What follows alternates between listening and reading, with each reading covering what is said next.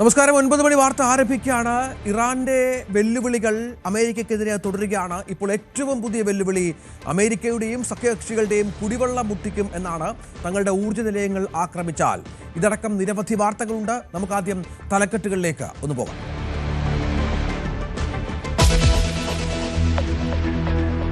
വൈദ്യുതി നിലയങ്ങൾ തകർത്താൽ അമേരിക്കയുടെയും സഖ്യകക്ഷികളുടെയും കുടിവെള്ളം മുട്ടിക്കുമെന്ന് ഇറാൻ. ഗൾഫ് രാജ്യങ്ങൾക്ക് ഇറാന്റെ ഭീഷണി. ഗൾഫ് രാജ്യങ്ങളിലെയും ഇസ്രായേലിലെയും ഡീസാലിനേഷൻ കേന്ദ്രങ്ങൾ തകർക്കും. UAE ലക്ഷ്യമാക്കി വന്ന ഇറാന്റെ ബാലിസ്റ്റിക് മിസൈലിനെ വ്യോമ പ്രതിരോധ സംവിധാനം തകർത്തു.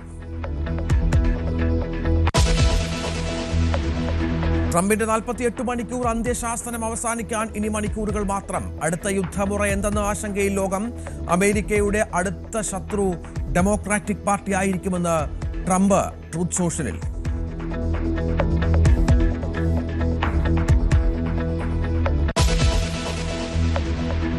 മുസ്തഫ ജീവനോടെയുണ്ടെന്ന് സ്ഥിരീകരിച്ച് US. മുസ്തഫയുമായുള്ള കൂടിക്കാഴ്ചകൾക്കായി ഇറാൻ ഉദ്യോഗസ്ഥർ സമയം തേടുന്നതടക്കമുള്ള വിവരങ്ങൾ കിട്ടി. പൊതുമധ്യത്തിൽ വരാത്തത് സുരക്ഷാ കാരണങ്ങളാലെന്നും നിഗമനം.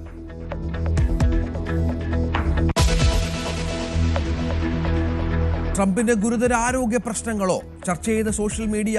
പടിയിറങ്ങുമ്പോഴും ഇരിക്കുമ്പോഴും ആയാസപ്പെടുന്നതായ ദൃശ്യങ്ങൾ. ചരിത്ര നേട്ടവുമായി പ്രധാനമന്ത്രി. സർക്കാർ തലപ്പത്ത് ഏറ്റവും കൂടുതൽ കാലം സേവനമനുഷ്ഠിച്ച നേതാവായി. മുഖ്യമന്ത്രിയായും പ്രധാനമന്ത്രിയായും 8931 ദിവസം. മറികടന്നത് സിക്കിം മുഖ്യമന്ത്രിയായിരുന്ന പവൻകുമാർ ചാംലിങ്ങിനെ.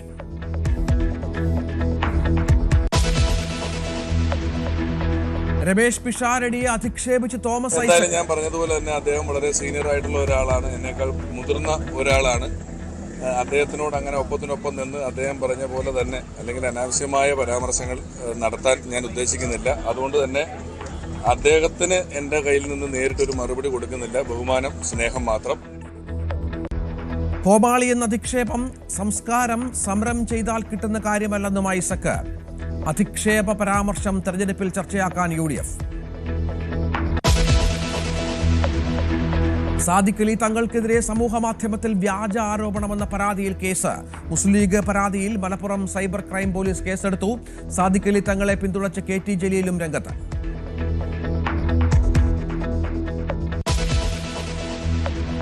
നാമനിർദ്ദേശ പത്രികാ സമർപ്പണത്തിനുള്ള സമയപരിധി ഇന്ന് അവസാനിക്കും. പ്രതിപക്ഷ നേതാവ് അടക്കമുള്ള സ്ഥാനാർത്ഥികൾ ഇന്ന് പത്രിക നൽകും. ഇതുവരെ പത്രിക നൽകിയത് 341 സ്ഥാനാർത്ഥികൾ. സൂക്ഷ്മ പരിശോധന നാളെ. നിയമസഭാ തെരഞ്ഞെടുപ്പിൽ വെൽഫെയർ പാർട്ടി മത്സരത്തിനില്ല. UDFിനെ പിന്തുണയ്ക്കും. വിജയസാധ്യത ഇല്ലാത്ത മണ്ഡലങ്ങളിൽ പിന്തുണ LDFിന്. പൗസോന്തറിനെ നിർത്താനുള്ള വെൽഫെയർ നിർദ്ദേശം കോൺഗ്രസ് തള്ളി. സംസ്ഥാനം ചുട്ടുപൊള്ളുന്നു. 11 ജില്ലകൾക്ക് മുന്നറിയിപ്പ്. താപനില 38 ഡിഗ്രി സെൽഷ്യസിലേക്ക് ഉയരും. ജാഗ്രത വേണമെന്ന് കാലാവസ്ഥാ കേന്ദ്രം.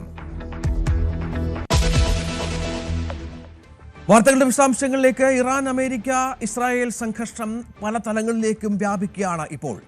അമേരിക്ക കഴിഞ്ഞ ദിവസം മുന്നറിയിപ്പ് നൽകിയത് 48 മണിക്കൂർ. ട്രംപിന്റെ മുന്നറിയിപ്പാണ്. ഇതിനകം ഹോർമുസ് പൂർണ്ണമായും തുറന്നില്ലെങ്കിൽ ഊർജ്ജ കേന്ദ്രങ്ങൾ ആക്രമിക്കും എന്നാണ് ഇറാന്റെ. ഇതിനുള്ള മറുപടിയായി ഇപ്പോൾ ഇറാൻ പറയുന്നത് കുടിവെള്ളത്തിലും ആക്രമണം ഉണ്ടാകുമെന്നുള്ളതാണ്. വൈദ്യുതി നിലയങ്ങൾ തകർത്താൽ അമേരിക്കയുടെയും സഖ്യകക്ഷികളുടെയും കുടിവെള്ളം മുട്ടിക്കുമെന്നാണ് ഗൾഫ് രാജ്യങ്ങൾക്ക് ഇറാന്റെ ഭീഷണി. കടൽ വെള്ളം ശുദ്ധീകരിച്ച് കുടിവെള്ളമാക്കുന്ന ഗൾഫ് രാജ്യങ്ങളിലെയും ഇസ്രായേലിലെയും ഡീസാലിനേഷൻ കേന്ദ്രങ്ങൾ തകർക്കുമെന്നാണ് ഏറ്റവും പുതിയ ഭീഷണി. UAE തലസ്ഥാനത്തെ ലക്ഷ്യമാക്കി വന്ന ഇറാന്റെ ബാലിസ്റ്റിക് മിസൈലിനെ വ്യോമ പ്രതിരോധ സംവിധാനം തകർത്തുവെന്ന വിവരവും പുറത്തുവരുന്നു. ഇതിന്റെ അവശിഷ്ടങ്ങൾ വീണ് ഒരു ഇന്ത്യൻ പൗരന് നിസ്സാരമായി പരിക്കേറ്റതായും അബുദാബി അറിയിച്ചിട്ടുണ്ട്. അബുദാബിയിലെ അൽ ഷവാമക് മേഖലയിലാണ് ഈ സംഭവം ഉണ്ടായത്. ഇത് വലിയ ആശങ്കയും പരിഭ്രാന്തിയും മറ്റും അവിടെ ഉണ്ടാക്കിയ പശ്ചാത്തലമുണ്ട്. ഈ കുടിവെള്ളത്തിൽ കൂടി ഇപ്പോൾ നമുക്കറിയാം ഓയിലുമായി ബന്ധപ്പെട്ട ആക്രമണം നടക്കുന്നുണ്ട്. ആണവ കേന്ദ്രങ്ങളെ ആക്രമിക്കുന്നുണ്ട്. മറ്റ് വളരെ പ്രധാനപ്പെട്ട സൈനിക കേന്ദ്രങ്ങളിലടക്കം ആക്രമണം നടക്കുന്ന പശ്ചാത്തലമുണ്ട്. അവിടെയാണ് ഇപ്പോൾ കുടിവെള്ള ഭീഷണിയിലും കുടിവെള്ളവുമായി ബന്ധപ്പെട്ടും ഭീഷണി ഉണ്ടാകുന്നത് എന്ന് ഏറ്റവും പ്രധാനമാണ്. അജയ് സുധാ ബിജു ഏറ്റവും പുതിയ വിവരങ്ങളുമായി ചേരും. അജയ്, ഇപ്പോൾ ഈ ആക്രമണത്തിൻ്റെ പല തലങ്ങളുണ്ട്. ഹോർമുസ് തുറക്കണമെന്നാണ്, എത്രയും പെട്ടെന്ന് തുറക്കണമെന്നാണ് ട്രംപിന്റെ ആവശ്യം. ആ 48 മണിക്കൂർ കഴിയാൻ ഇനി മണിക്കൂറുകൾ മാത്രമാണ് ബാക്കിയുള്ളത്. ഇതിനിടയിലാണ് ഇത്തരമൊരു ഭീഷണി ഇറാന്റെ ഭാഗത്ത് നിന്ന്. അത് വേണമെങ്കിൽ സംഭവിക്കാം, കാരണം ഗൾഫ് രാജ്യങ്ങളെ തുടർച്ചയായി ഇറാൻ ആക്രമിക്കുന്നുണ്ട്. ട്രംപ് പറഞ്ഞ 48 മണിക്കൂർ തീരാൻ ഇനി 24 മണിക്കൂറിൽ താഴെ മാത്രമേ സമയം ബാക്കിയുള്ളൂ. നാളെ ഏതാണ്ട് ഇന്ത്യൻ സമയം ഏതാണ്ട് 5 മണിയോട് അടുക്കുമ്പോൾ ട്രംപ് പറഞ്ഞ ആ സമയപരിധി അവസാനിക്കുകയാണ്. അവിടെയാണ് ഇപ്പോൾ US പ്രസിഡന്റ് ഡൊണാൾഡ് ട്രംപ് നടത്തുന്ന പുതിയ നീക്കങ്ങൾ നിർണായകമായിരിക്കുന്നത്. ഇപ്പോൾ ഈ ഒരു നിമിഷം വരെ ഈ ഒരു യുദ്ധത്തിൽ 3 കക്ഷികൾ മാത്രമേ പങ്കാളികളായിരുന്നുള്ളൂ. അതായത് US, ഇസ്രായേൽ, ഇറാൻ.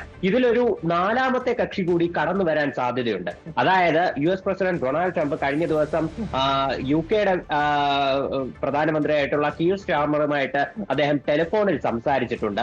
അപ്പോൾ ഈ ഹോർമുസ് കടലിടുക്ക് ഉൾപ്പെടെയുള്ള വിഷയങ്ങൾ ഇരുവർക്കുമിടയിൽ ചർച്ചയായതായിട്ടാണ് സൂചന. ഇതിൽ കീർ സ്റ്റാർമറും അതുപോലെ തന്നെ ഡൊണാൾഡ് ട്രംപും ഒരേപോലെ സമ്മതിച്ചിട്ടുള്ള ഒരു കാര്യമുണ്ട്.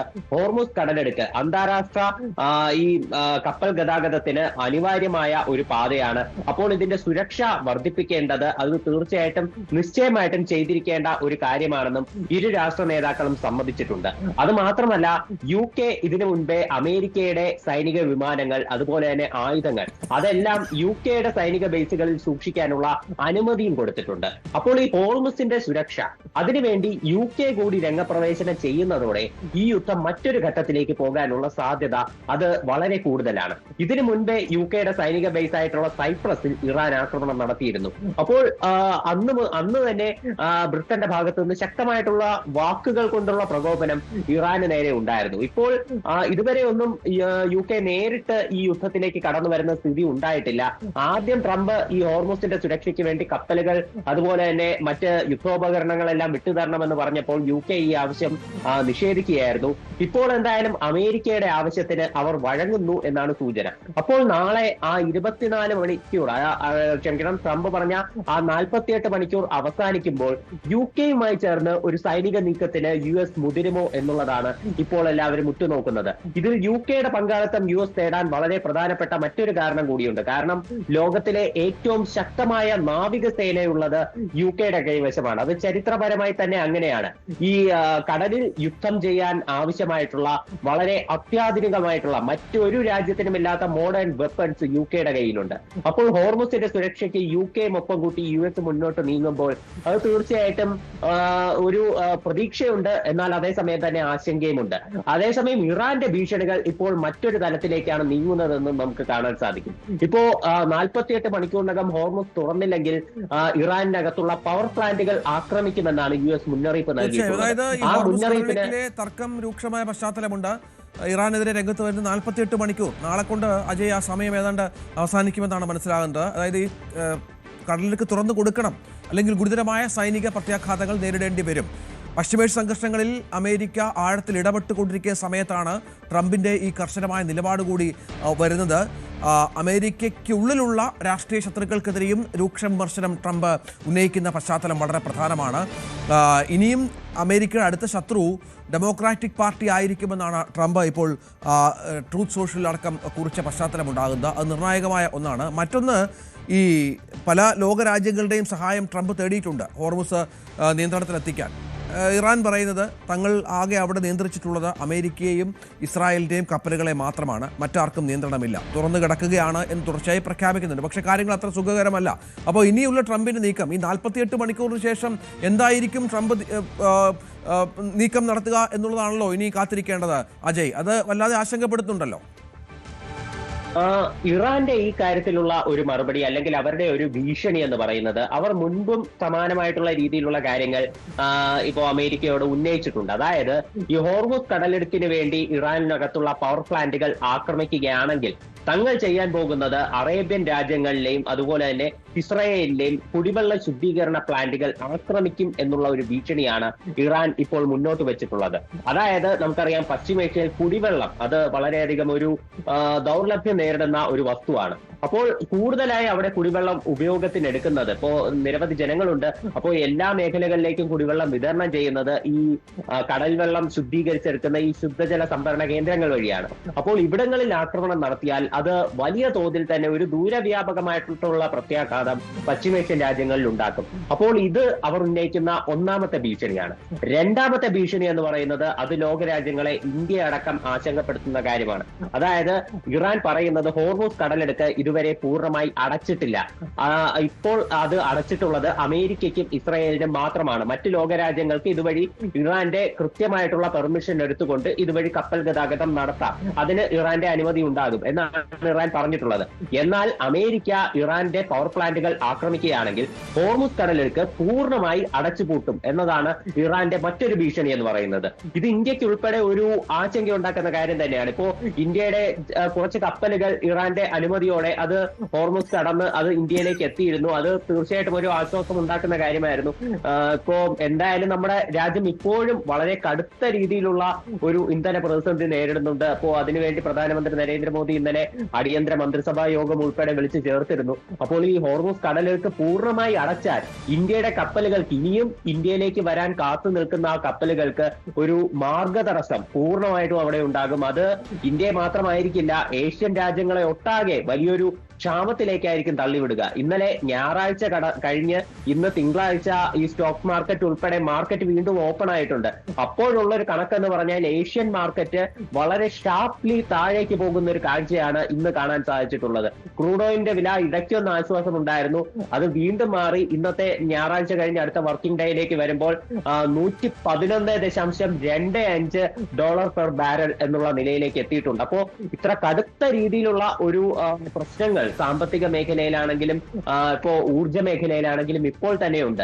അപ്പോൾ അമേരിക്ക ഇനി അടുത്ത ഒരു 24 മണിക്കൂറിന് താഴെയുള്ള സമയം കൂടി കഴിഞ്ഞ് ഇറാനെതിരെ എന്തെങ്കിലും സൈനിക നടപടി കടുത്ത രീതിയിൽ സ്വീകരിക്കുകയാണെങ്കിൽ ഇത്ര വലിയൊരു നീക്കത്തിലേക്ക് ഇറാൻ പോകുമോ? അത് ഒരുപക്ഷെ പശ്ചിമേഷ്യയും അതുപോലെ US-നെയും മാത്രമായിരിക്കില്ല മോശമായി ബാധിക്കുക, ഇന്ത്യ അടക്കമുള്ള ഏഷ്യൻ രാജ്യങ്ങളെയും യൂറോപ്യൻ രാജ്യങ്ങളെ കൂടി അത് വലിയൊരു പ്രത്യാഘാതത്തിലേക്ക്, വലിയൊരു പ്രശ്നത്തിലേക്ക് തള്ളിവിടാനുള്ള സാധ്യതയുമുണ്ട്. തീർച്ചയായും അതാണ് ഈ ഇറാന്റെ അതിനുള്ള മറുപടി.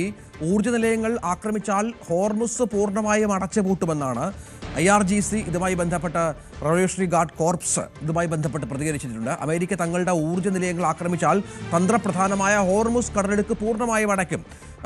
ഇറാന്റെ ഊർജ്ജ പശ്ചാത്തല സൗകര്യങ്ങൾ തകർക്കുമെന്ന ഡൊണാൾഡ് ട്രംപിന്റെ ഭീഷണിക്കുള്ള മറുപടിയാണ് ഇത്. തകർക്കപ്പെടുന്ന ഊർജ്ജ നിലയങ്ങൾ പുനർനിർമ്മിക്കുന്നത് വരെ കടലെടുക്ക് തുറക്കില്ല എന്നും ഇറാന്റെ സൈനിക കമാൻഡർ പ്രസ്താവനയിൽ വ്യക്തമാക്കുന്ന പശ്ചാത്തലം കൂടിയുണ്ട്. 48 മണിക്കൂറിനകം ഈ നിർണായക കപ്പൽപാത തുറന്നില്ലെങ്കിൽ ഊർജ്ജ സംവിധാനങ്ങൾ തകർക്കുമെന്നുള്ള അമേരിക്കൻ പ്രസിഡന്റിന്റെ അന്ത്യശാസ്ത്രത്തിന് മറുപടിയാണ് ഇത് എന്ന് മനസ്സിലാക്കണം. ഇത് ഇറാൻ പറയുന്നത് ഫെബ്രുവരി 28-ന് അമേരിക്കയും ഇസ്രായേലും ചേർന്ന് നടത്തിയ ആക്രമണങ്ങളെ തുടർന്ന് വലിയ തോതിലുള്ള പ്രശ്നങ്ങൾ ഹോർമുസ് കടലിടുക്കിൽ ഉണ്ടാകുന്നുണ്ട് എന്നത് സത്യമാണ്. ഇതിനകം തന്നെ ഇറാന്റെ മിസൈൽ ഡ്രോൺ ആക്രമണങ്ങൾ അവിടെ ഉണ്ടായിട്ടുണ്ട്.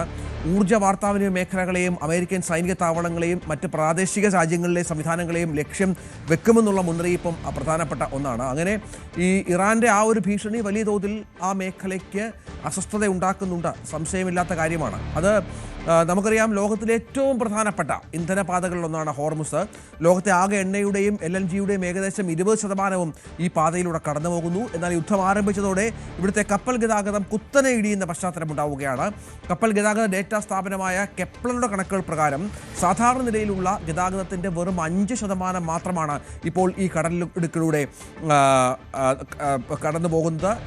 ഈ മുന്നറിയിപ്പുകൾ അവഗണിച്ച് പോകുന്ന കപ്പലുകളെ ഇറാനിയൻ സൈന്യം ലക്ഷ്യം വെക്കുന്ന പശ്ചാത്തലമുണ്ട്. ഇന്ത്യ പോലെയുള്ള രാജ്യങ്ങളുടെ കപ്പലുകൾ മാത്രമാണ് ഇതിനകം അതിലൂടെ കടന്നുപോയത് എന്ന പ്രധാനപ്പെട്ട ഒന്നാണ്.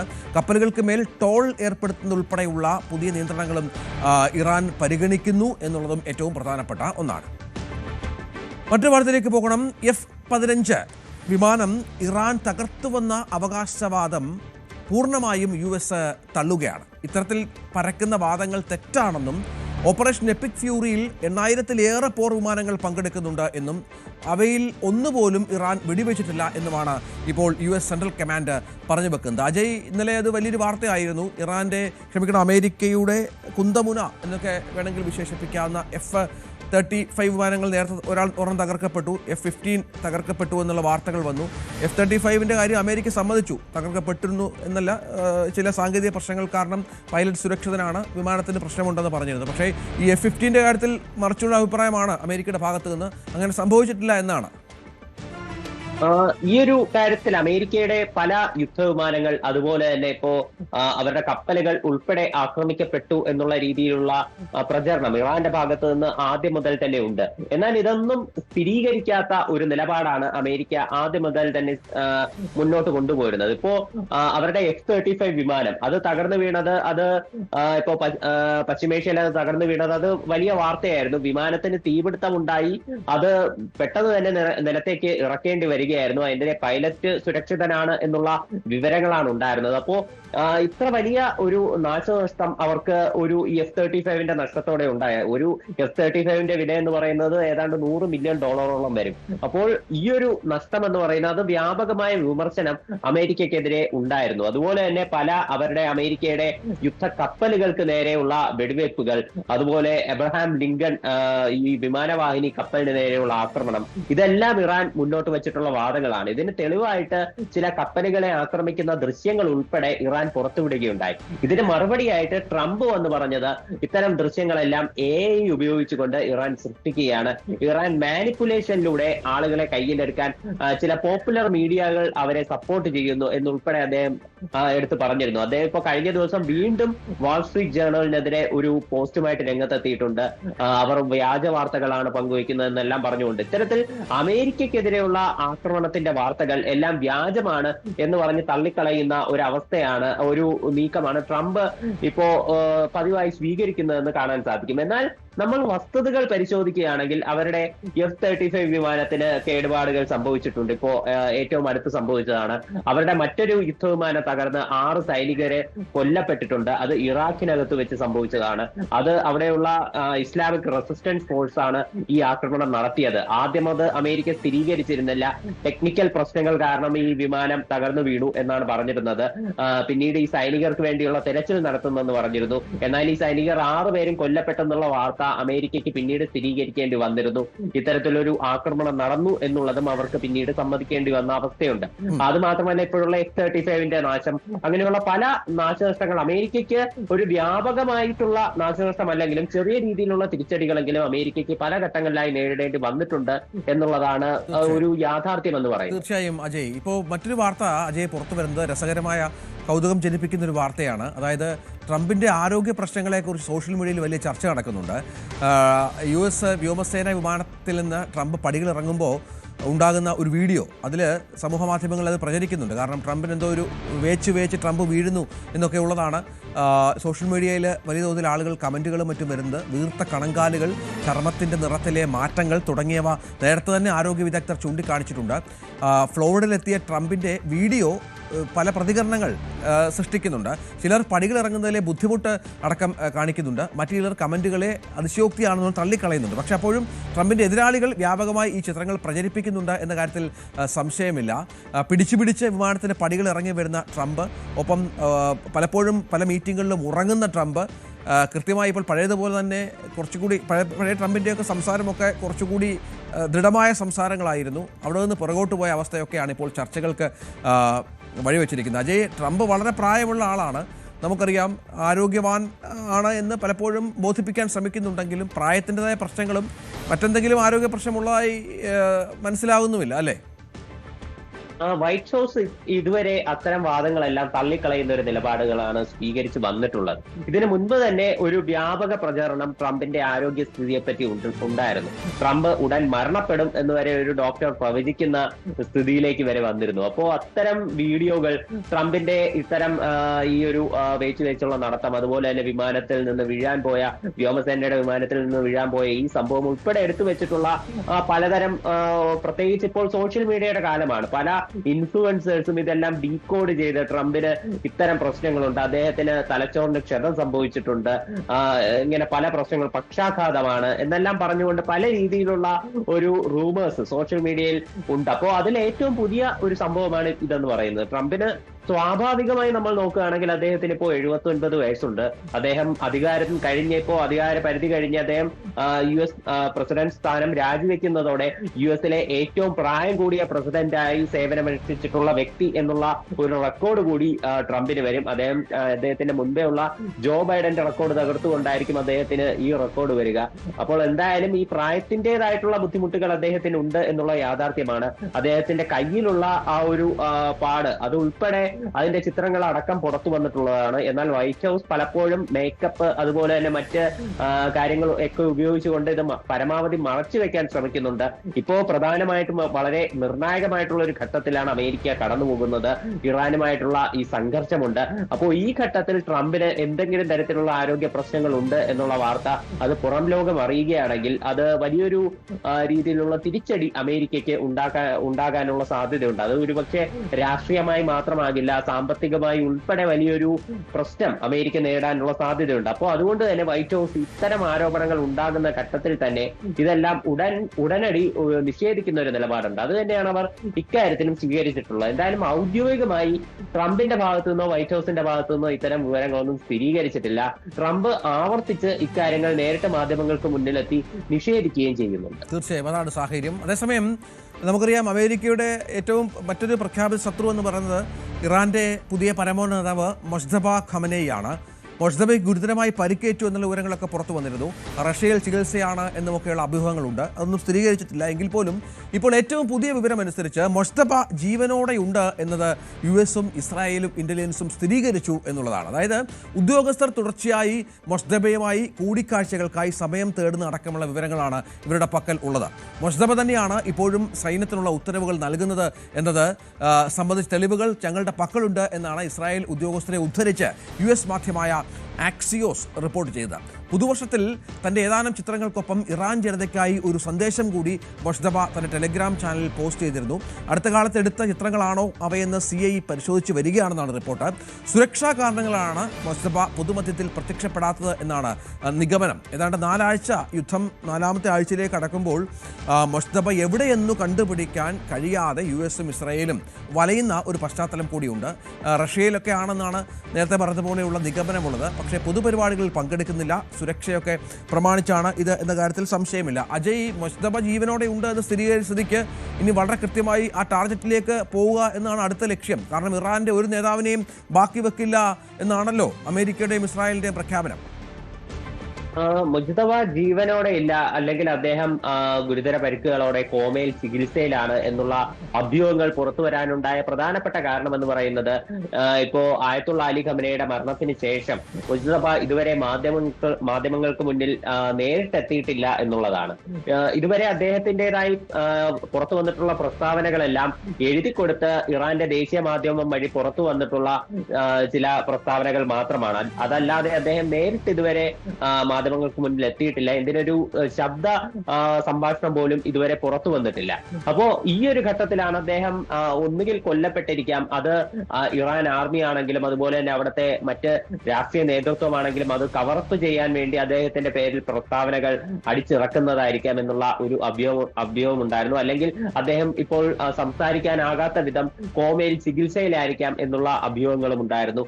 എന്തായാലും ഇപ്പോൾ US-ന്റെ നിഗമനം അനുസരിച്ച് മുജ്തബ ഖമനേയി ഇപ്പോഴും ജീവനോടെയുണ്ട്. ഈ സൈനികർക്കുൾപ്പെടെ IRGC-ക്ക് അടക്കം നിർദ്ദേശങ്ങൾ കൊടുക്കുന്നത് മുജ്തബ ഖമനേയി ആണ് എന്നുള്ള ഒരു നിഗമനത്തിലാണ് അമേരിക്കയും ഇസ്രായേലും ഇപ്പോൾ നിലവിലെത്തിയിരിക്കുന്നത്. അപ്പോൾ ഈ സാഹചര്യത്തിൽ അദ്ദേഹം എവിടെയുണ്ട് എന്നുള്ളത് കണ്ടെത്താനുള്ള ഒരു ശ്രമത്തിൽ തന്നെയായിരിക്കും അവർ പ്രധാനമായിട്ടും നീങ്ങുക. പ്രധാനമായിട്ടും ഇപ്പോ നിലവിലുള്ള ഒരു നിഗമനം അനുസരിച്ച് മുജ്തബ ഖമനേയി പല സുരക്ഷാ കാരണങ്ങൾ കൊണ്ടാകാം മാധ്യമങ്ങൾക്ക് മുന്നിൽ എത്താത്തത് എന്നാണ് ഒരു വ്യാപകമായിട്ടുള്ള ഒരു സംസാരം എന്ന് പറയുന്നത്. ഇത്തരത്തിൽ മാധ്യമങ്ങൾക്ക് മുന്നിൽ എത്തുകയാണെങ്കിൽ ഇപ്പോ CIA-യുടെ അല്ലെങ്കിൽ ഇറാന്റെ മൊസാദിന്റെ ചാരസംഘടനകൾ വഴി ഇദ്ദേഹം എവിടെയാണെന്ന് കണ്ടെത്തി അവിടേക്ക് മിസൈൽ ആക്രമണം നടത്തുകയും അതുവഴി അദ്ദേഹത്തെ ഇല്ലാതാക്കുകയും ചെയ്യും. അപ്പോൾ ഇത് ഒഴിവാക്കാൻ വേണ്ടിയിട്ടാണ് മാധ്യമങ്ങൾക്ക് മുന്നിൽ അദ്ദേഹം എത്താതെ ഇപ്പോഴും അണ്ടർഗ്രൗണ്ടിൽ തന്നെ തുടരുന്നത് എന്നാണ് US-ന്റെ ഒരു നിഗമനം എന്ന് പറയുന്നത്. മൊജ്തബ അടുത്ത ടാർഗറ്റാണ്, സംശയമില്ല. ഇറാൻ അമേരിക്കയുടെയും ഇസ്രായേലിന്റെയും അതിലേക്ക് എത്തുക എന്നുള്ളതാണ് അവരുടെ ലക്ഷ്യം. അജയ് സുധാ ബിജു ആണ് വിശദമായി തന്നെ പശ്ചിമേഷ്യയിലെ വിവിധ സാഹചര്യങ്ങൾ വിശദീകരിച്ചത്. മറ്റൊരു വാർത്തയിലേക്ക് പോകണം. നമ്മുടെ പ്രധാനമന്ത്രി നരേന്ദ്രമോദി മറ്റൊരു അപൂർവ റെക്കോർഡിന് അർഹനായിരിക്കുന്നു. രാജ്യത്ത് സർക്കാർ തലപ്പത്ത് ഏറ്റവും കൂടുതൽ കാലം സേവനമനുഷ്ഠിച്ച നേതാവ് എന്ന നേട്ടമാണ് പ്രധാനമന്ത്രി നരേന്ദ്രമോദിക്ക് ലഭിക്കുന്നത്. ഗുജറാത്ത് മുഖ്യമന്ത്രിയായും പിന്നീട് പ്രധാനമന്ത്രി എന്ന നിലയിലും ഭരണത്തലപ്പത്ത് 8931 ദിവസമാണ് അദ്ദേഹം പൂർത്തിയാക്കിയിരിക്കുന്നത്. സിക്കിം മുഖ്യമന്ത്രിയായിരുന്ന പവൻകുമാർ ചാംലിംഗിൻ്റെ റെക്കോർഡാണ് അദ്ദേഹം മറികടന്നത്. 8930 ദിവസമാണ് ചാംലിംഗ് മുഖ്യമന്ത്രി പദവിയിൽ ഇരുന്നത് എന്നതാണ് പ്രത്യേകത. നരേന്ദ്രമോദി ആദ്യമായി ഗുജറാത്ത് മുഖ്യമന്ത്രിയായത് നമുക്കറിയാവുന്നതുപോലെ 2001 ഒക്ടോബർ 7-നാണ്. 13 വർഷം ആ പദവി അദ്ദേഹം വഹിച്ചു. 2014 മെയ് 26-ന് അദ്ദേഹം പ്രധാനമന്ത്രിയായി സ്ഥാനമേറ്റു. ഇന്ത്യയിൽ ഏറ്റവും കൂടുതൽ കാലം പ്രധാനമന്ത്രിയായിരുന്നവരുടെ പട്ടികയിൽ 3-ാമതായാണ് മോദിയുടെ സ്ഥാനം. ജവഹർലാൽ നെഹ്റുവും ഇന്ദിരാഗാന്ധിയുമാണ് 1ഉം 2ഉം സ്ഥാനങ്ങളിലുള്ളത്. പ്രധാനമന്ത്രി മോദിയുടെ ഈ നേട്ടത്തിന്റെ വിവരം സമൂഹ മാധ്യമങ്ങളിൽ പങ്കുവച്ച കേന്ദ്രമന്ത്രിമാർ അദ്ദേഹത്തിന് ആശംസകൾ നേരുകയും ചെയ്തു. സോഷ്യൽ മീഡിയയിൽ വല്ലാതെ പ്രചരിക്കുന്ന മറ്റൊരു ചിത്രം ഒരു കൊച്ചു കുഞ്ഞ് മോദിയുമായുള്ള ചിത്രമാണ്. ആരാണ് ഈ മോദിയുടെ പുതിയ കൊച്ചു സുഹൃത്ത് എന്നുള്ള ചോദ്യം വല്ലാതെ ചോദ്യങ്ങളിലുമായി വന്നു. നമുക്കറിയാം, കേരളത്തിൽ ഏറെ ആളുകൾക്ക് പ്രിയപ്പെട്ട ഒരാൾ കൂടിയാണ് നടൻ കൃഷ്ണകുമാർ. കൃഷ്ണകുമാറിൻ്റെ BJP നേതാവ് കൂടിയാണ്. കൃഷ്ണകുമാറിൻ്റെ കൊച്ചുമകൻ ഓമിക്കുട്ടൻ എന്നാണ് വിളിക്കുന്നത്. മലയാളികൾക്ക് ഏറെ സുപരിചിതമായ താരകുടുംബമാണ് കൃഷ്ണകുമാറിൻ്റേത്. 4 പെൺമക്കളും ഭാര്യ സിന്ധു അടങ്ങുന്നതാണ് അദ്ദേഹത്തിൻ്റെ കുടുംബം. മകൾ ദിയ കൃഷ്ണ ആയുടെയും ഭർത്താവ് അശ്വിൻ ഗണേഷിൻ്റെയും കുഞ്ഞാണ് ഈ നമ്മുടെ ഏറ്റവും പ്രിയപ്പെട്ട ഓമി എന്ന് പറയുന്നത്. ഓമി എന്നാണ് നിയോം എന്നും വീട്ടിൽ ഇവർ വിളിക്കുന്നുണ്ട്. കഴിഞ്ഞ ദിവസം കൃഷ്ണകുമാറും കുടുംബവും പ്രധാനമന്ത്രി നരേന്ദ്രമോദിയെ കാണാൻ പോയിരുന്നു. ഇതിൻ്റെ ഫോട്ടോകൾ ഇവർ സോഷ്യൽ മീഡിയയിൽ പങ്കിടുകയും മറ്റും ചെയ്തു. നമുക്കറിയാം, പ്രധാനമന്ത്രിക്ക് കൊച്ചുകുട്ടികളോടുള്ള ഇഷ്ടം, സ്നേഹം, അങ്ങനെ നിരവധി ചിത്രങ്ങൾ പ്രചരിച്ചിട്ടുണ്ട്. ഇപ്പോൾ പല നാഷണൽ ചാനൽ മീഡിയകളുടെയും ഹെഡ്ലൈനിൽ പ്രധാന തലക്കെട്ടാണ് ഈ ഓമിക്കുട്ടനും മോദിയുമൊത്തുള്ള ഫോട്ടോ എന്നുള്ളത് ഏറ്റവും പ്രധാനപ്പെട്ട ഒന്നാണ്. യുവ സുഹൃത്തിനൊപ്പം എന്ന് കുറിച്ചാണ് മോദി ഈ ഫോട്ടോ പങ്കിട്ടത്. പിന്നാലെയാണ് ആളുകളൊക്കെ അന്വേഷിച്ചത് ആരാണ് ഈ കുഞ്ഞ് എന്നുള്ളത്. ഏറ്റവും ഒടുവിൽ ദിയ കൃഷ്ണയുടെ മകൻ നിയോമാണെന്ന മറുപടിയും നൽകിയിരുന്നു. ഇപ്പോൾ വലിയ തോതിൽ ഇത് സോഷ്യൽ മീഡിയയിൽ ആളുകൾ പ്രചരിക്കുന്നുണ്ട്. നിരവധി കമൻറ്റുകൾ ഇതുമായി ബന്ധപ്പെട്ട് വരുന്നുണ്ട്. നടനും വെട്രികഴകം TVK തമിഴ് വെട്രികഴകം നേതാവുമായ വിജയ്ക്കെതിരെ കടുത്ത വിമർശനവുമായി BJP നേതാവും നടനും കൂടിയായ ശരത് കുമാർ രംഗത്ത് വന്നിരിക്കുകയാണ്. വിജയ് ഒരു യഥാർത്ഥ നേതാവല്ല എന്നാണ് ശരത് കുമാറിൻ്റെ വിമർശനം. കാരണം കരൂർ ദുരിതത്തിൽ മരിച്ചവരെ അവിടെ ചെന്നു കാണാനുള്ള ഒരു മനോനില ആർക്കാണ് വിജയ്ക്കുണ്ടായിരുന്നില്ല. വിജയ് അങ്ങോട്ട് വിളിച്ച് അവരെ കാണുന്ന ഒരു പശ്ചാത്തലം അത് അത്ര സുഖകരമല്ല, ഒരു രാഷ്ട്രീയക്കാരന് ചേർന്നതല്ല എന്നാണ് ശരത് കുമാറിൻ്റെ വിമർശനം എന്നുള്ളതാണ്. ഒപ്പം തനിക്ക് BJPയിൽ നിന്ന് വേണ്ടത്ര പരിഗണന ലഭിക്കുന്നില്ല എന്ന വിമർശനവും ശരത് കുമാറിൻ്റെ ഭാഗത്തു നിന്ന് ഉണ്ടാകുന്നുണ്ട്. തൻ്റെ അണികൾക്കും ഇതുമായി ബന്ധപ്പെട്ട് വലിയ അസംതൃപ്തി ഉണ്ട് എന്ന് ശരത് കുമാർ പറയുന്നു.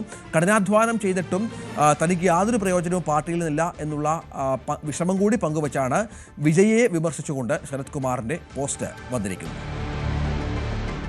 ആട് 3 അതിവയാകും ഒരു സിനിമ 3ാം ഭാഗം വരികയും അത് ഇത്ര വലിയ സൂപ്പർ ഹിറ്റ് ആവുകയും ചെയ്യുന്നത് റിലീസ് ചെയ്ത് 3 ദിവസം പിന്നിടുമ്പോൾ ജയസൂര്യ മിഥുൻ മാനുവൽ തോമസ് ചിത്രം ആട് 3 സ്വന്തമാക്കിയത് 68 കോടിയുടെ ആഗോള ഗ്രോസ് കളക്ഷനാണ്. മിഥുൻ മാനുവൽ തോമസ് രചിച്ച് സംവിധാനം ചെയ്ത ആട് 3 ആഗോള ബോക്സ് ഓഫീസിൽ റെക്കോർഡ് വിജയം സ്വന്തമായിക്കൊണ്ടിരിക്കുകയാണ്. 3 ദിവസം കൊണ്ട് കേരളത്തിൽ നിന്ന് മാത്രം 20 കോടി രൂപയ്ക്ക് മുകളിൽ ഗ്രോസ് കളക്ഷൻ നേടി. മറ്റൊന്ന് 48 കോടി 2 ദിവസം കൊണ്ട് കളക്ഷൻ സ്വന്തമാക്കിയിരുന്നു.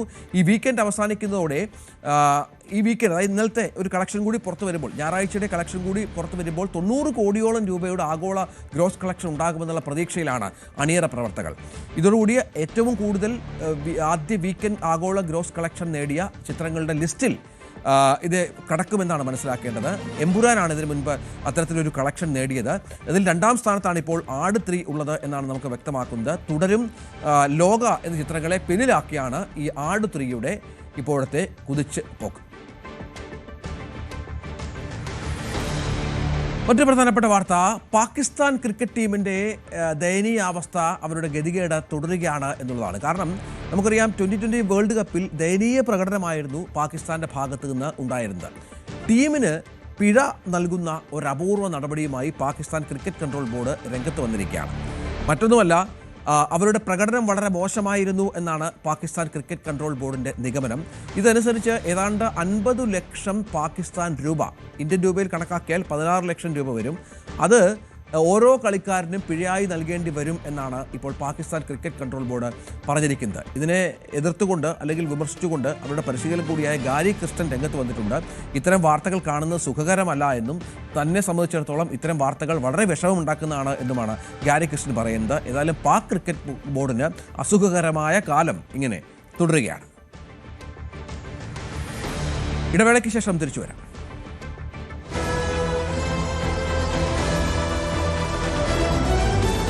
നമുക്കിനി തെരഞ്ഞെടുപ്പ് വാർത്തകളിലേക്ക് ഒന്ന് പോകണം. നിയമസഭാ തെരഞ്ഞെടുപ്പിന് നാമനിർദ്ദേശ പത്രിക സമർപ്പിക്കാനുള്ള സമയപരിധി ഇന്ന് അവസാനിക്കുകയാണ്. നാളെയാണ് സൂക്ഷ്മ പരിശോധന. സംസ്ഥാനത്ത് ഇതുവരെ ലഭിച്ചത് 607 നാമനിർദ്ദേശ പത്രികകളാണ്. 341 സ്ഥാനാർത്ഥികൾ ഇതുവരെ നാമനിർദ്ദേശ പത്രിക നൽകി. സാരംഗ് വിവരങ്ങൾ പങ്കുവയ്ക്കുകയാണ്. സാരംഗ്, ഇന്ന് ഏറ്റവും പ്രധാനപ്പെട്ട ദിവസമാണ്. സ്ഥാനാർത്ഥികൾക്ക് പത്രികകളുടെ എല്ലാ രേഖകളും പരിശോധിക്കണം, തെറ്റില്ലാതെ കൃത്യമായ എല്ലാ ഒപ്പുകളോടും കൂടി അത് സമർപ്പിക്കണം. അങ്ങനെ വലിയ പണിയുണ്ട്. ഇന്ന് അതിനുള്ള തിരക്കും ഓട്ടവും ഒക്കെയാണല്ലേ?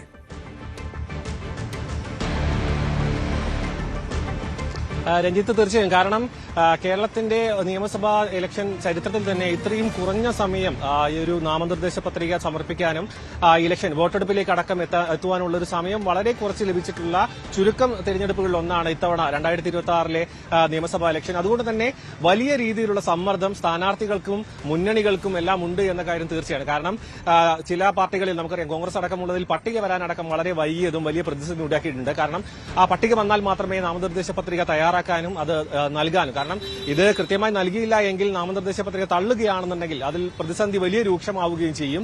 അതുകൊണ്ട് തന്നെ കൃത്യമായി വളരെ സൂക്ഷ്മതയോടുകൂടി പൂരിപ്പിച്ച് കൃത്യമായ രേഖകൾ അടക്കം നൽകിക്കൊണ്ട് നൽകേണ്ട ഒരു പത്രികയാണ് ഈ നിയമസഭാ ഇലക്ഷന്റെ അടക്കമുള്ള നാമനിർദ്ദേശ പത്രിക. അതുകൊണ്ട് തന്നെ കഴിഞ്ഞ ദിവസം ഞായറാഴ്ചയായിരുന്നു. ആ അവധി ദിവസം കൂടി കഴിഞ്ഞ് ഇന്നാണ് അവസാന ദിവസം. 3 മണി വരെ മാത്രമാണ് സമയമുള്ളത്. അതുകൊണ്ട് തന്നെ വളരെ വേഗത്തിൽ വളരെ സൂക്ഷ്മതയോടുകൂടി കേരളത്തിലുടനീളമുള്ള എല്ലാ സ്ഥാനാർത്ഥികളും നാമനിർദ്ദേശ പത്രിക നൽകാനുള്ള, അതിനിടയിൽ ഈ പ്രചാരണം അടക്കം നടത്തണം, അതുമായി ബന്ധപ്പെട്ട പല റോഡ് ഷോ അടക്കം നടത്തേണ്ടതുണ്ട്. അങ്ങനെ വലിയ സമ്മർദ്ദത്തിലായിരുന്നു മുന്നണികൾ, സ്ഥാനാർത്ഥികളുമെല്ലാം. അതുകൊണ്ട് തന്നെ ഇന്നാണ് അവസാന ദിവസം. ഇന്ന് തിരുവനന്തപുരം ജില്ലയിൽ കരമനജയൻ, തിരുവനന്തപുരം സെൻട്രൽ മത്സരിക്കുന്ന BJP സ്ഥാനാർത്ഥിയും ഒപ്പം അരുവിക്കരയിലെയും കോവളത്തെയും LDF സ്ഥാനാർത്ഥികളും ഇന്ന് നാമനിർദ്ദേശ പത്രിക സമർപ്പിക്കും. കലക്ടറേറ്റിലും അതായത് തൊഴിൽ ഭവനിലടക്കമാണ് ഇന്ന് നാമനിർദ്ദേശ പത്രിക സമർപ്പിക്കുന്നത്. മറ്റ് സംസ്ഥാനത്തിന്റെ മറ്റ് ഭാഗങ്ങളിലും VD സതീശൻ അടക്കം ഇന്ന് പത്രിക സമർപ്പിക്കുമെന്നാണ് ലഭിക്കുന്ന വിവരം. നേരെ സൂചിപ്പിച്ചതുപോലെ തന്നെ വളരെ കുറച്ച് സമയമാണ് ഇനിയുമുള്ളത്. അതായത് ഇന്ന് നാമനിർദ്ദേശ പത്രിക സമർപ്പിക്കുന്നു, ഇനി അതിന്റെ സൂക്ഷ്മ പരിശോധനയുണ്ട്. ഇലക്ഷനിലേക്ക് എത്താൻ വളരെ കുറച്ച് ദിവസങ്ങൾ മാത്രമേ ഉള്ളൂ. അതിനിടയിൽ വലിയ രീതിയിലുള്ള വിവാദങ്ങൾ പുകയുന്നുണ്ട്. അതുകൊണ്ട് തന്നെ ചുരുങ്ങിയ സമയത്ത് എല്ലാവരിലേക്കും ഒരു മണ്ഡലം, വലിയ മണ്ഡലമാണ്, വലിയ മണ്ഡലത്തിലെ എല്ലാ ജനങ്ങളിലേക്ക് എത്തുക. അതിനൊപ്പം തന്നെ ഇതിന്റെ അതായത് ഈ ഒരു ഇലക്ഷനുമായി ബന്ധപ്പെട്ട അതിന്റെ നാമനിർദ്ദേശ പത്രിക ആയിക്കോട്ടെ, അതുമായി ബന്ധപ്പെട്ട രേഖകളായിക്കോട്ടെ, അതെല്ലാം സ്വരൂപിക്കുക. അങ്ങനെ വലിയ രീതിയിലുള്ള നെട്ടോട്ടത്തിലാണ് ശരിക്കും പറയുകയാണെങ്കിൽ ഇപ്പോൾ സ്ഥാനാർത്ഥികൾ മുഴുവൻ. എന്ത് തന്നെയായാലും ഇന്ന് അവസാനിക്കും. ഇന്ന് 3 മണിയോട് കൂടിയാണ്, 11 മണിക്ക് ടോക്കൺ നൽകുകയും 3 മണിയോട് കൂടി ഇതിന്റെ സമയം അവസാനിക്കുകയും ചെയ്യും. പിന്നീട് സൂക്ഷ്മ പരിശോധനയിലേക്ക് അടക്കം കടക്കുകയും ചെയ്യും.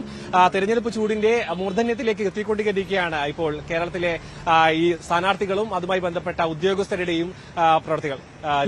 തീർച്ചയായും സാരംഗ് സുധാകരൻ വിവരങ്ങൾ പങ്കുവച്ചു. ഇന്ന് ഇപ്പോൾ നാമനിർദ്ദേശ പത്രികകൾ സമർപ്പിക്കാനുള്ള അവസാന ദിവസമാണ്. അതിനുള്ള നെട്ടോട്ടത്തിലാണ് സ്ഥാനാർത്ഥികളും മുന്നണികളും.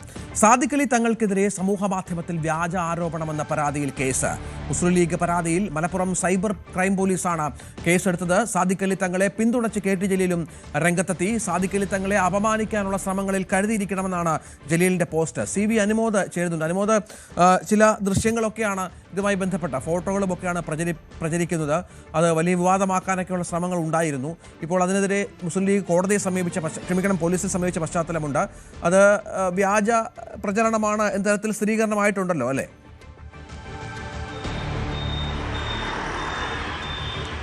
രഞ്ജിത്ത്, ഇന്നലെ വൈകുന്നേരമാണ് ഒരു ഫേസ്ബുക്ക് അക്കൗണ്ടിൽ സാദിഖ് അലി ശിഹാബ് തങ്ങളെ അപകീർത്തിപ്പെടുത്തുന്ന തരത്തിലുള്ള പരാമർശങ്ങളും അദ്ദേഹത്തിൻ്റെതെന്ന് കരുതാൻ കഴിയുന്ന തരത്തിലുള്ള 2 ചിത്രങ്ങളും സഹിതം ഒരു പോസ്റ്റ് സാമൂഹ്യ മാധ്യമത്തിൽ പ്രത്യക്ഷപ്പെട്ടത്. ഇത് പ്രചരിക്കാൻ തുടങ്ങിയ ഉടനെ തന്നെ ലീഗിൻ്റെ നേതാക്കൾ സൈബർ പോലീസിനെ സമീപിച്ചു. ഇക്കാര്യത്തിൽ അവർ പരാതിയും നൽകി. ആ പരാതിയിൽ സൈബർ പോലീസ് കേസെടുത്തിട്ടുണ്ട്.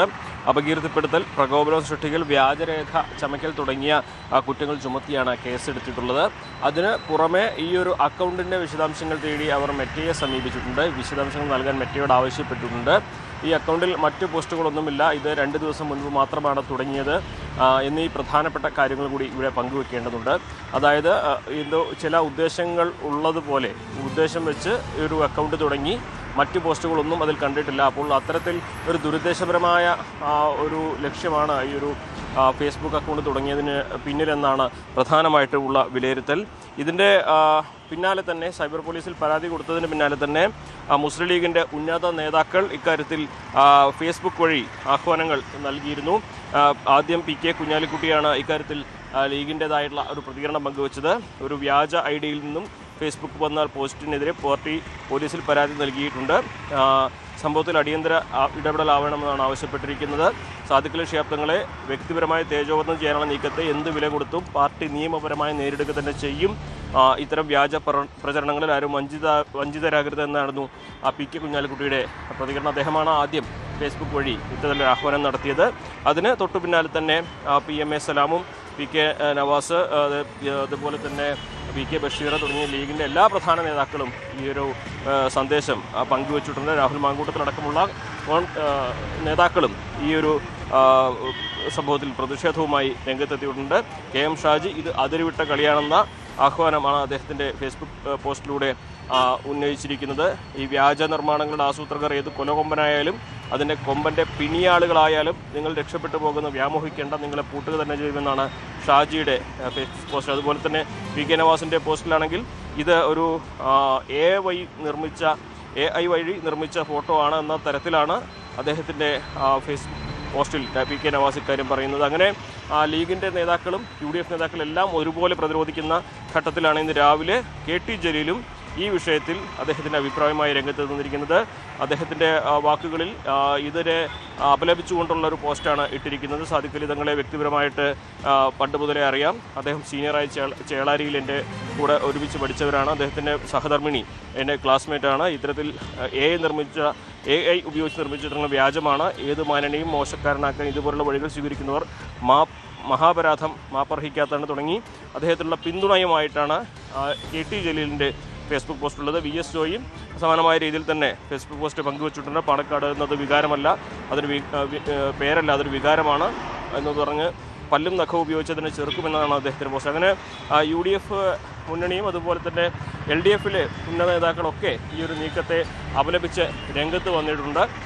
സൈബർ പോലീസ് ഇക്കാര്യത്തിൽ അന്വേഷണം ആരംഭിച്ചിട്ടുണ്ട്. മെറ്റയിൽ നിന്നുള്ള വിശദാംശങ്ങൾ ലഭിച്ച ശേഷമേ ഈ അക്കൗണ്ടിന് കൂടുതൽ വിവരങ്ങൾ ലഭിക്കുകയുള്ളൂ എന്നാണ് പറയുന്നത്.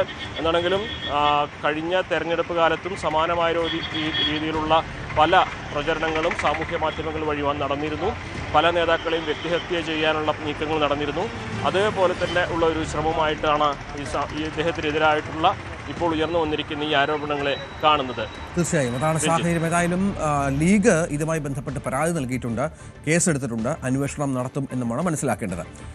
ഇന്ന് രാവിലെ വരുന്ന വളരെ പ്രധാനപ്പെട്ട മറ്റൊരു വാർത്ത തോമസ് ഐസക്ക് പിഷാരടിയെ പരിഹസിച്ചു എന്നുള്ളതാണ്. കോമാളി എന്നൊക്കെയുള്ള വാക്കുകൾ ഉപയോഗിച്ചാണ് തോമസ് ഐസക്കിൻ്റെ പിഷാരടിയെ അധിക്ഷേപിച്ചത് എന്നാണ് ആരോപണമടക്കം ഉയരുന്നത്. ഇതുമായി ബന്ധപ്പെട്ട വീഡിയോസൊക്കെ സമൂഹ മാധ്യമങ്ങളിൽ പ്രചരിക്കുന്നുണ്ട്. കഴിഞ്ഞ ദിവസമാണ് G സുധാകരനെ മുഖ്യമന്ത്രി പിണറായി വിജയൻ ചെറ്റ എന്ന വാക്ക് ഉപയോഗിച്ച് പരിഹസിച്ചത് അല്ലെങ്കിൽ കുറ്റപ്പെടുത്തിയത്. പക്ഷേ അതിനുള്ള മറുപടി വളരെ കൃത്യമായി തന്നെ സുധാകരൻ നൽകിയിരുന്നു.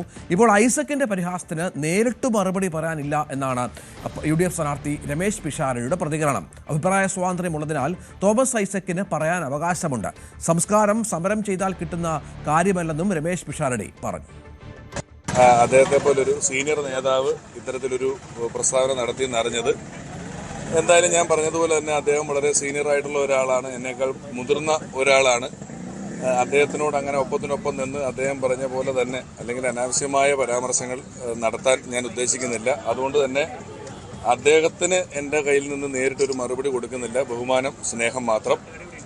മാധ്യമങ്ങൾ എന്നുള്ള നിലയിൽ അല്ലെങ്കിൽ ഇവിടുത്തെ ജനങ്ങൾ എന്നുള്ള നിലയിൽ ആ ചോദ്യം ചോദിക്കുമ്പോൾ നമ്മുടെ കോൺഗ്രസ് ഭരിച്ച ഒരു ഇന്ത്യ അത്തരത്തിലുള്ള ഒരു അഭിപ്രായ സ്വാതന്ത്ര്യം എല്ലാവർക്കും നേരത്തെ കൊടുത്തിട്ടുണ്ട്. ആരെ പറ്റിയും അങ്ങനെയൊക്കെ പരാമർശങ്ങൾ നടത്താനുള്ളൊരു അഭിപ്രായ സ്വാതന്ത്ര്യമുള്ള നമ്മുടെ നാടാണ്.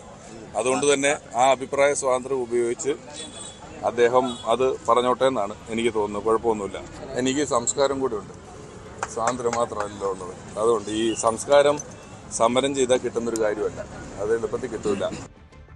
അതായത് കോമാളി വേഷം കെട്ടുന്ന ഇത്തരം നടന്മാരെ സ്ഥാനാർത്ഥിയാക്കിയാൽ വോട്ട് കിട്ടില്ല, എന്നിട്ട് സ്ഥാനാർത്ഥിയാക്കിയിട്ട് വോട്ട് കിട്ടുന്നില്ല എന്ന് പറഞ്ഞിട്ട് വല്ല കാര്യമുണ്ടോ എന്നായിരുന്നു കഴിഞ്ഞ ദിവസം തോമസ് ഐസക്കിന്റെ പരാമർശം. ഇതിനുള്ള മറുപടിയാണ് രമേശ് പിഷാരടി നൽകിയത്. ഏതായാലും അധിക്ഷേപ പരാമർശങ്ങൾ ഈ തെരഞ്ഞെടുപ്പിലും ചർച്ചയാകുന്നു എന്നുള്ളത് പ്രധാനമാണ്. നമുക്ക് കൊല്ലത്തെ പരനാറി പരാമർശമൊക്കെ ഓർമ്മയുണ്ട്. മുഖ്യമന്ത്രിയുടെ അന്ന് പ്രേമേന്ദ്രൻ എത്ര ലക്ഷം വോട്ടുകളുടെ ഭൂരിപക്ഷത്തിലാണ് തുടർന്ന് വിജയിച്ചത് എന്നുള്ളതാണ്. വീണ്ടും ഇത്തരം പരാമർശങ്ങൾ LDFന് കുരുക്കാകുമോ എന്നുള്ളത് നമുക്കിനി കാത്തിരുന്ന് കാണേണ്ടി വരും. ഡീൽ ആരോപിക്കുന്ന പാലക്കാട് LDF തന്നെ ജയിക്കുമെന്ന് CPM നേതാവ് തോമസ് ഐസക് പറഞ്ഞു. EMSനെ തകർക്കാൻ വേണ്ടി ജനസംഘമായി അവിശുദ്ധ ബന്ധം വെച്ചവരാണ് കോൺഗ്രസ് എന്നും ഐസക് പറഞ്ഞു.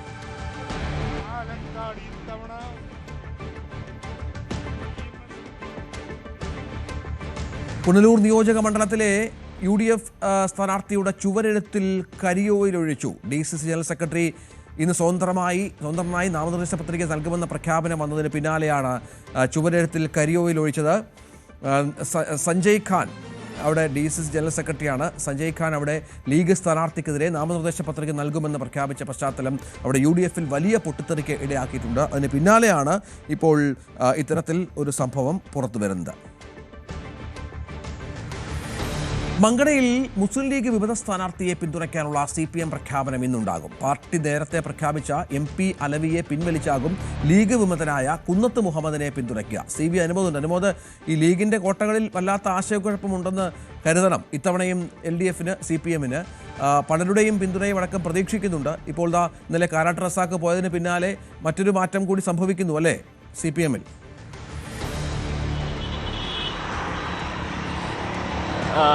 രഞ്ജിത്ത്, ഇവിടെ ഈ ഇടതുപക്ഷം ശ്രമിക്കുന്നത് എപ്പോഴും വലതുപക്ഷത്തിൽ നിന്നുള്ള ഭിന്നിപ്പ് മുതലാക്കാനാണ്. ഇത്തവണ മറ്റ് മണ്ഡലങ്ങളിലൊന്നും അത് സാധിച്ചിട്ടില്ല. പക്ഷേ മങ്കടയിൽ അത് ഇപ്പോഴും ഒരു പ്രായോഗികമായിട്ട് നടക്കുന്ന ഒരു സാഹചര്യമാണുള്ളത്. അവിടെ നേരത്തെ സ്ഥാനാർത്ഥിയായിട്ട് MP അലവിയെ പ്രഖ്യാപിച്ചെങ്കിലും അദ്ദേഹത്തെ പിൻവലിച്ച് ഇന്നലെ നാമനിർദ്ദേശ പത്രിക സമർപ്പിച്ച് ലീഗിനോട് പോരാടാൻ തയ്യാറാണെന്ന് വ്യക്തമാക്കിയ കുന്നത്ത് മുഹമ്മദിനെ പിന്തുണയ്ക്കാനാണ് ഇടതുപക്ഷത്തിൻ്റെ തീരുമാനം. LDF പിന്തുണച്ചാൽ താൻ വിജയിക്കുമെന്നാണ് കുന്നത്ത് മുഹമ്മദ് ഇന്നലെ അവകാശപ്പെട്ടിരുന്നത്. തനിക്ക് മത സാമുദായിക സംഘടനകളുടെ പിന്തുണയുണ്ടെന്നും ലീഗിലെ തന്നെ വലിയൊരു വിഭാഗത്തിൻ്റെ പിന്തുണ മണ്ഡലത്തിൽ നിന്നുണ്ടെന്ന് അദ്ദേഹം അവകാശപ്പെട്ടിരുന്നു. മഞ്ഞനാംകുഴിയിലെ വീണ്ടും സ്ഥാനാർത്ഥിയാക്കുന്നതിനെതിരെയാണ് അദ്ദേഹത്തിന് പ്രതിഷേധമുള്ളത്. ആ ഒരു സാഹചര്യത്തിൽ ഈ ലീഗിലെ ഈ ഭിന്നത മുതലെടുക്കുവാനാണ് തങ്ങൾ നേരത്തെ പ്രഖ്യാപിച്ച പാർട്ടി സ്ഥാനാർത്ഥിയെ പിൻവലിക്കാൻ ഇടതുപക്ഷം തീരുമാനിച്ചിരിക്കുന്നത്. ഇത് സംബന്ധിച്ച പ്രഖ്യാപനം ഇന്ന് ഉച്ചയ്ക്ക് വരും.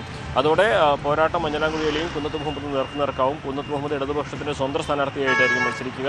മങ്കട മണ്ഡലത്തിൽ മുമ്പും ഇടതുപക്ഷം സ്വതന്ത്ര സ്ഥാനാർത്ഥിയെ ഉപയോഗിച്ച് വിജയിച്ച ചരിത്രമുണ്ട്. അത് മറ്റാരുമല്ല, മഞ്ഞനാംകുഴിയിലെ തന്നെയാണ് അന്ന് ഇടതുപക്ഷത്തിൻ്റെ സ്വതന്ത്ര സ്ഥാനാർത്ഥിയായിട്ട് അവിടെ ആദ്യമായിട്ട് ലീഗിനെ തോൽപ്പിച്ചത്. ഇന്നിപ്പോൾ അതേ നേതാവ് ലീഗിൻ്റെ പക്ഷത്ത് നിൽക്കുമ്പോൾ അദ്ദേഹത്തെ തോൽപ്പിക്കാൻ ഇടതുപക്ഷം ലീഗിൽ നിന്നൊരാളെ ഇറക്കി അല്ലെങ്കിൽ ലീഗിൽ നിന്ന് ഭിന്നതയുള്ളത് മുതലെടുത്ത് അത്തരത്തിലൊരു സ്വതന്ത്ര നീക്കം ഇവിടെ നടത്തുന്നു എന്നുള്ളതാണ് പ്രധാനപ്പെട്ട കാര്യം. എന്താണെങ്കിൽ ഇത് സംബന്ധിച്ചുള്ള പാർട്ടിയുടെ പ്രഖ്യാപനം ഇന്ന് ഉച്ചയോടെ ഉണ്ടാകും. രഞ്ജിത്ത്, അതാണ് സാഹചര്യം. ലീഗ് വിമതന് LDF പിന്തുണ പ്രഖ്യാപിക്കും എന്നുള്ള സുപ്രധാന വിവരം കൂടി മങ്കടയിൽ നിന്ന് വരുന്നുണ്ട്. CV അനുമോദാണ് വിവരങ്ങൾ പങ്കുവച്ചത്. ഇടവേളയ്ക്ക് ശേഷം സർക്കാരിന്റെ വികസന പ്രവർത്തനങ്ങൾക്കാണ് ജനം വോട്ട് ചെയ്യുന്നതെന്ന് മണലൂരിലെ ഇടത് സ്ഥാനാർത്ഥിയും മുൻ വിദ്യാഭ്യാസ മന്ത്രിയുമായ പ്രൊഫസർ C രവീന്ദ്രനാഥ്. അതുകൊണ്ട് തന്നെ ഇടത് സർക്കാരിന്റെ തുടർച്ചയുണ്ടാകും. തൃശ്ശൂരിലെ മുഴുവൻ സീറ്റുകളിലും ഇടതുമുന്നണി ജയിക്കുമെന്നും അദ്ദേഹം പറഞ്ഞു.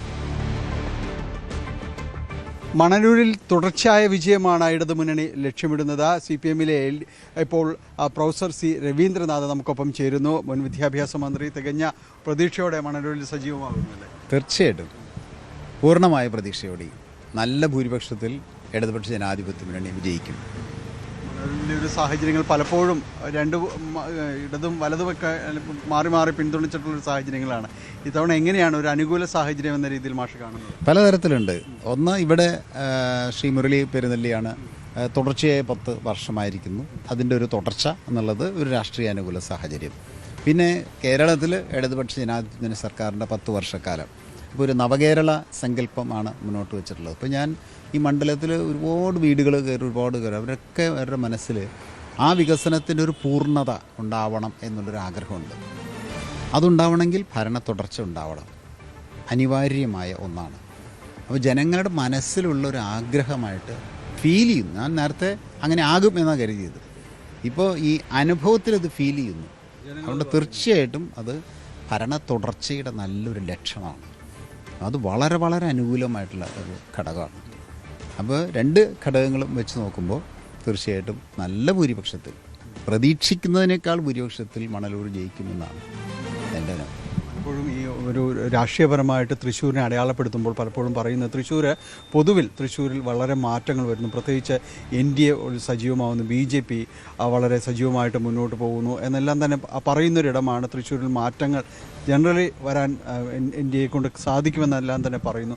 തൊട്ടപ്പുറം നാട്ടികയിൽ ചില അനുരണനങ്ങൾ അതിൻ്റെതെല്ലാം തന്നെ കാണിപ്പ് ചെയ്യുന്നുണ്ട്. മാഷ് എങ്ങനെയാണ് ഈ ഒരു പ്രതിയോഗി എന്ന രീതിയിൽ തന്നെ NDAയും BJP എല്ലാം തന്നെ വിലയിരുത്തുന്നത്? ഏത് പ്രയോഗം ജനാധിപത്യ പ്രക്രിയയാണല്ലോ, ജനാധിപത്യ വിദ്യാഭ്യാസ പ്രക്രിയ കൂടിയാണ്.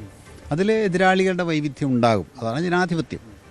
എല്ലാവരെയും നമ്മൾ ബഹുമാനിക്കുകയും ചെയ്യും. പക്ഷേ രാഷ്ട്രീയ പോരാട്ടമാണ്, ആശയ പോരാട്ടമാണ്. അങ്ങനെ വെച്ച് നോക്കുമ്പോൾ ഇപ്പോൾ ചാലക്കുടി മാത്രമാണ് ഇടതുപക്ഷത്തിൽ നിന്ന് വ്യത്യസ്തമായി നിൽക്കുന്നത്. എൻ്റെ അഭിപ്രായത്തിൽ ചാലക്കുടിയും കൂടി ഇടതുപക്ഷത്തിന് അനുകൂലമായിട്ട് മാറും. അതെ, അതിൻ്റെ കാരണം ഞാൻ പറയാം. ഇപ്പോൾ ആഗോളതലത്തിൽ ഇപ്പോൾ യുദ്ധം നടക്കുന്ന സാഹചര്യം വിസ്തരിക്കില്ല, അതുപോലെ ദേശീയ തലത്തിൽ ഇപ്പോൾ ഗ്യാസ് പോലും കിട്ടാത്ത സാഹചര്യം, ഈ രണ്ട് സാഹചര്യവും കേരളത്തിൻ്റെ സാഹചര്യവും വെച്ച് നോക്കുമ്പോൾ രാഷ്ട്രീയ പഠനത്തിൽ ലെഫ്റ്റിന് വലിയൊരു പ്രാധാന്യം വരുന്നുണ്ട്. ഒരു പൊളിറ്റിക്കൽ വിലയിരുത്തലാണ്. ലെഫ്റ്റിന് മാത്രം ഈ പറഞ്ഞ പ്രശ്നങ്ങൾക്കൊക്കെ ഒരു ബദൽ പറയാൻ പറ്റുന്നുള്ളൂ. ഒരു ബദൽ വേണ്ട എല്ലാത്തിനും. ഇതിനെന്താ പരിഹാരം എന്നുള്ളതിനൊരു ബദൽ പറയാൻ ലെഫ്റ്റേ ഉള്ളൂ. ഇത് ജനങ്ങൾ ഫീൽ ചെയ്യുന്നു എന്ന് ഇപ്പോൾ ഞാൻ മനസ്സിലാക്കുന്നു. അതുകൊണ്ട് തീർച്ചയായിട്ടും തൃശ്ശൂരിൽ മാറ്റം ഉണ്ടാകും. അത് LDFന് അനുകൂലമായ, നേരത്തെ പറഞ്ഞ പോലെ ഒരു ചുമക്കുന്ന മാറ്റം തന്നെ ആകും എന്ന് പ്രതീക്ഷിക്കുന്നു. കേന്ദ്രമന്ത്രിയുടെ പ്രഭാവം പലയിടങ്ങളിലും തന്നെ പറയുന്നു.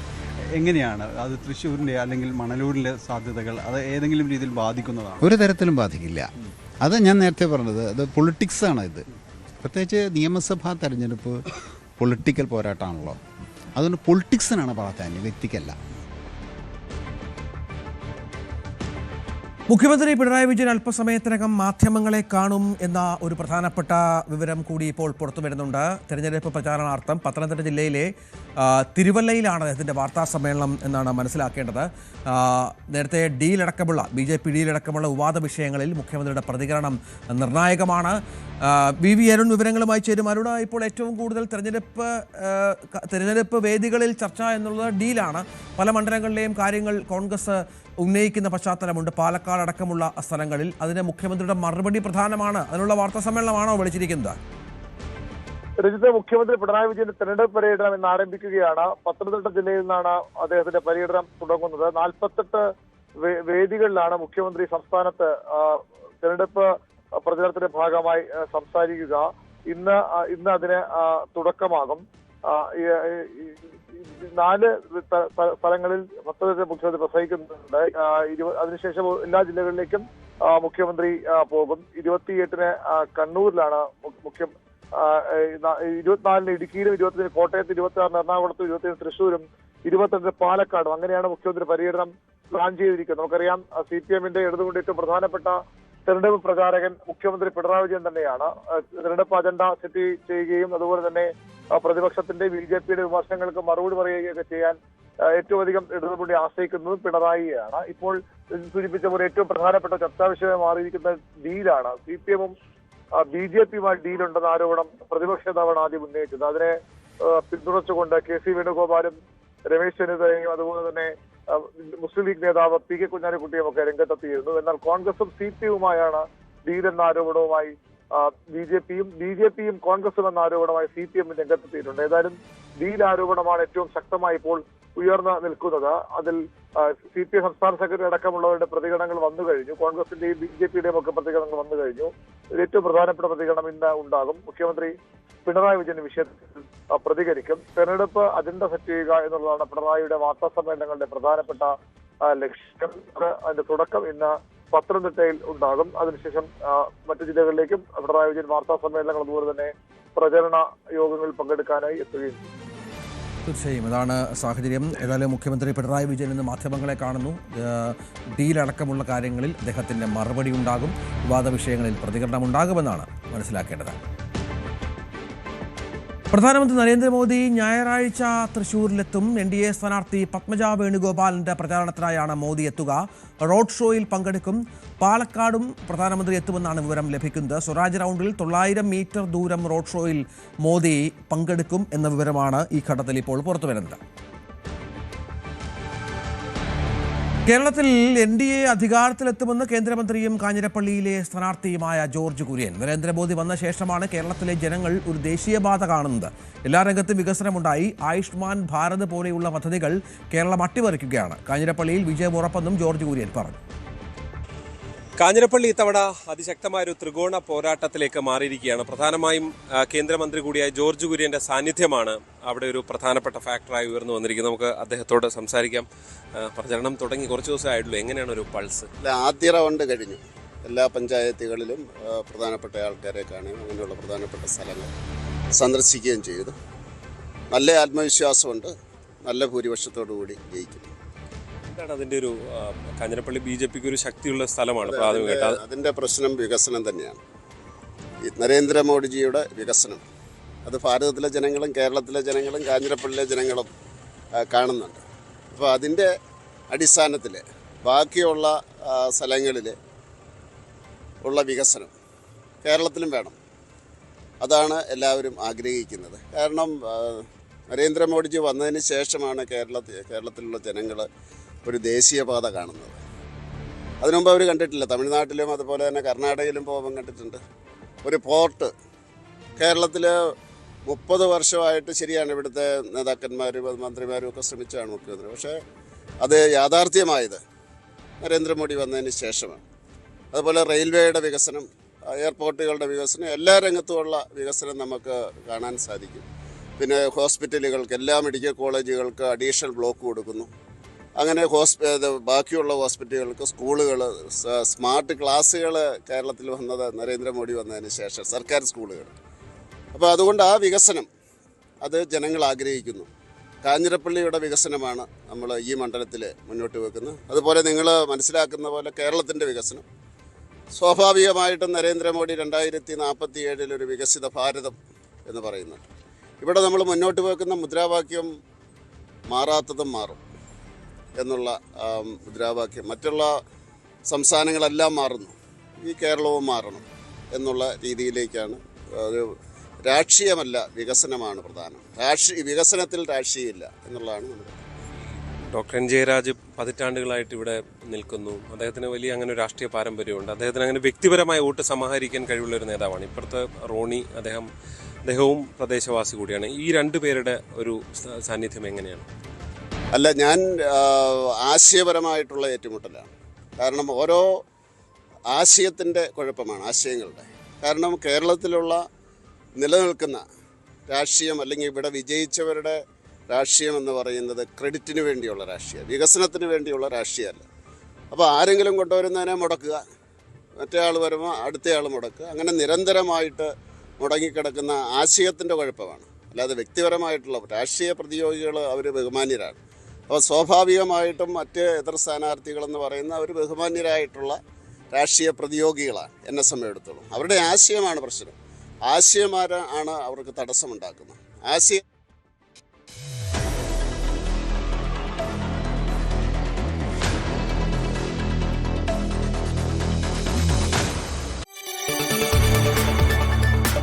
കൂടുതൽ വാർത്തകൾക്ക് News 18 കേരളം യൂട്യൂബ് ചാനൽ സബ്സ്ക്രൈബ് ചെയ്യുക.